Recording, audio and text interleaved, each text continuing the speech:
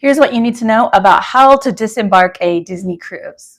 Hi, I'm Shannon from WDWPrepSchool.com, and I previously posted a video about embarkation on a Disney cruise. If you haven't seen that, be sure to go check it out.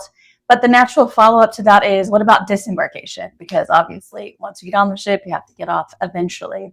At the end of the embarkation video, I said, this is a lot of steps on embarkation day, but once you're done, you can kind of settle in, which is true. That is until the day before you leave the ship, because there's another list of things to go through before heading out.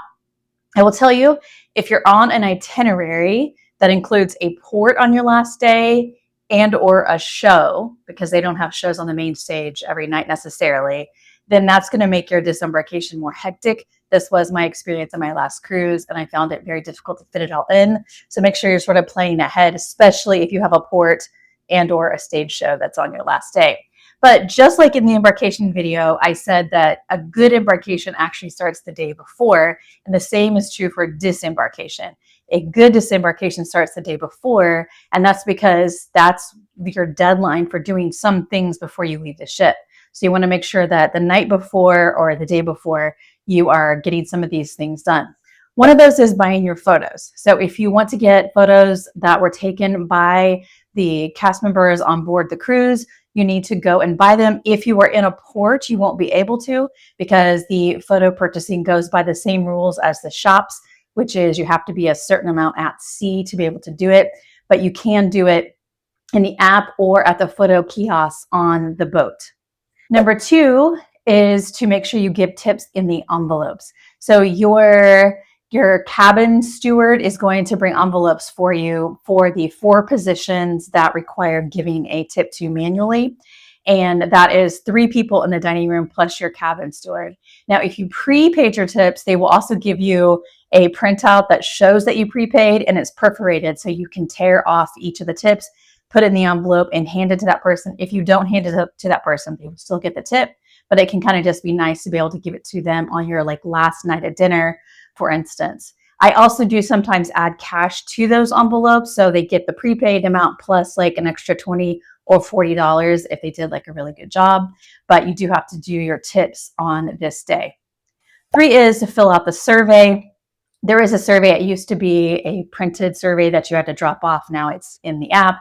And this is very important to the cast because so much of their job performance is based on the survey results. So this is something that you can do on this day as well.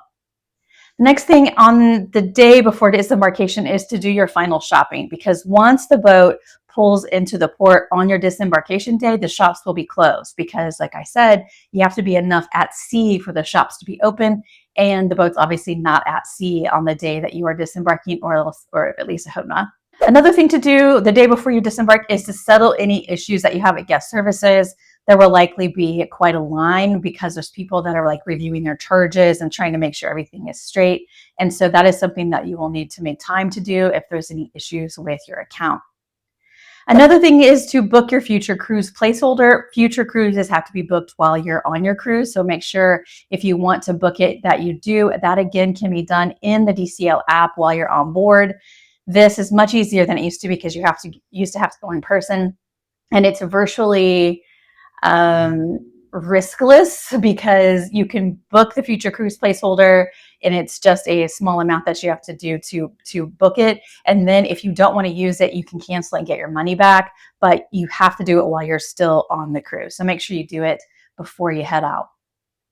Another thing is to put your luggage out by around 10 or 10:30 p.m. They will let you know if you want Disney to take your luggage off the ship. If you don't care about Disney taking your luggage off the ship, then ignore this.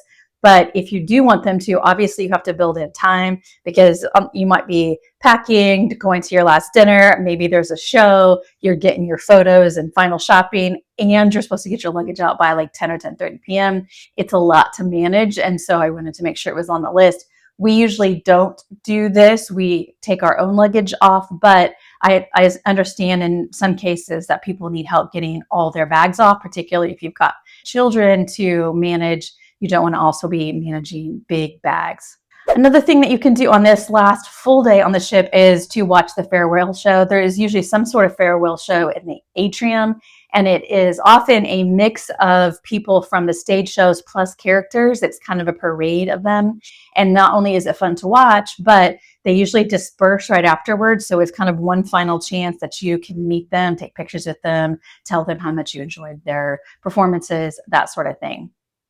And the last thing I want to mention on this day before disembarkation is that you can get room service until midnight. What some people do for breakfast is that they will order coffee, which comes in a carafe, and it'll stay warm usually overnight. And then if you order cold things, then you can keep those in the refrigerator so that when you wake up in the morning, if you don't want to go out to anywhere on the ship for breakfast, you can just get your coffee in the carafe plus your cold stuff that's been kept in the refrigerator overnight. That brings us to actual disembarkation day, where you are getting off of the ship. There are a few things that you need to do on this day before heading out. One is if they are holding any alcohol that you checked. For instance, let's say you went to a port in the Caribbean and bought a bottle of rum, that would have been checked when you re-entered the boat, and this is picked up. This is the day that when you go and pick it up. Sometimes this can be a long line, so make sure on this morning that you make time for that. Another is to eat breakfast. So you could do breakfast the way I just mentioned, which is room service, but also usually you can go to the buffet. They often don't advertise that the buffet is open, but it is. And then there is also table service restaurant. Now, your servers at your nightly rotational dining will usually tell you where you can go and do a sit-down breakfast on this morning. And there will be times assigned based on your rotational dining time. So the earlier dining people throughout the cruise, they're going to have an earlier breakfast time. Later dining people, dinner people during the cruise are going to have a later breakfast time, and it'll be in a specific restaurant this morning. When you go to breakfast, you are very likely going to need to take your luggage with you because in most cases, they want everybody out of their stateroom by 8 a.m. And most of the time they want you off the ship by around 9 or 9:30. They will tell you the specifics during your cruise, but that's generally how it works. You have to keep in mind that they have to turn the ship over because new people are boarding before noon.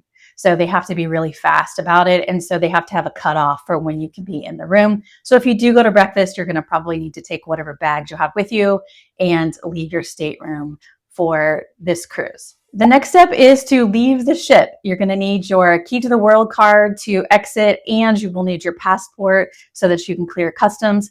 This is the part that I bet is the reason most people clicked on this video, is how does the leaving the ship part work? So if you put your bags out the night before so that Disney transports them, there's going to be luggage tags that you will attach to them that were left in your stateroom, and they will have a character. So it could be Donald, it could be Mickey, it could be Minnie, whatever it is. You put that character, that tag on your luggage, and then you listen for that character to be called. The Donald group can now disembark. The Minnie group can now disembark. So if you have the tags on your bags, then that is how you're going to know when to leave. And once they call you, you can leave by showing your key to the world card on the boat. That will allow you to exit the ship. And then once you're off the ship, you can collect your luggage, and it'll be grouped by character in the cruise terminal. And then you'll have to go through customs, and you will likely need your passport, although some places they just take pictures of you and they can kind of auto detect you to know that you have a passport. What if you're like us though, and you don't have your bag set out the night before with the luggage tags? So you actually get to get off first if you do what is called express walk-off. And that is, as soon as they say we are cleared to exit, then people that are taking their own bags can just get off. And so we usually get in that line. It is a very big line most of the time, but once it starts moving, it goes very, very quickly. And then you can be one of the first people off the ship. The only downside, of course, is that you have to carry your own bags. So once you get off with your own bags, then you just have to go through customs and do the whole passport thing, and then whatever transportation you are taking to leave the cruise. I do have a checklist that is related to this, just like I did for embarkation day. I have one for disembarkation that can help. Let me know if you have any questions or anything you would add to the list. Thanks for watching.